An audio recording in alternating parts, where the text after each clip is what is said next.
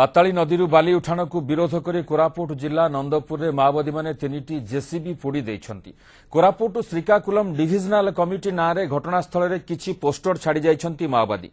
पाडुआ थाना अंचल में माओवादी चलप्रचल लगी रही बेले नदी घाटे 3टी जेसीबी पोड़ी घटना पुलिस चैलेंज सृष्टि करिछि। माओवादी संगठन पक्षर गतकाली सप्ताहव्यापी माओ दमन विरोधी सप्ताह पालन करा जाउछि। एहाको दृष्टि रखी माओ प्रवण अंचल में सरकारी बस चलाचल को बंद कर दिया जाइछि। सेपटे देवगढ़ एसपी निकट में महिला माओवादी कुनी ओरफ सावित्री मुर्मू आत्मसमर्पण करिसेंती।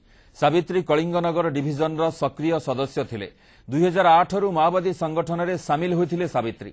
तांको घर केन्दुझर जिला तेलकोई थाना कृष्णपुर अंचल में। माओवादी संगठन में महिला अत्याचार सही न पारी कुनी आत्मसमर्पण करिथिबा कहिसेंती।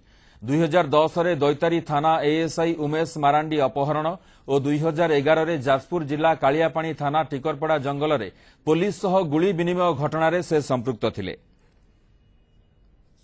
गीत नाच देखिकी कहले चलो जीव तुम गाँव में सुविधा मिल तुम घरे भी तुम पैसा दि जाकि नहीं गले नहीं गला गलु आम भी छुटिया थी बेलू जुआल डाकिले भी आम जाऊँ पड़ेलु पढ़ाला ये 6 वर्ष बीतेला बहुत टर्चर है खावा पीवा भी बहुत असुविधा जंगल एमती बुई बुए सामान पत्र बुलूलु आम सब देखिकी सिलेंडर करदेलु। से 2008 रु कलिंगनगर डिविजन रो एक्टिव मेंबर थिले किंतु एबे से डिसइल्यूजन हो गले।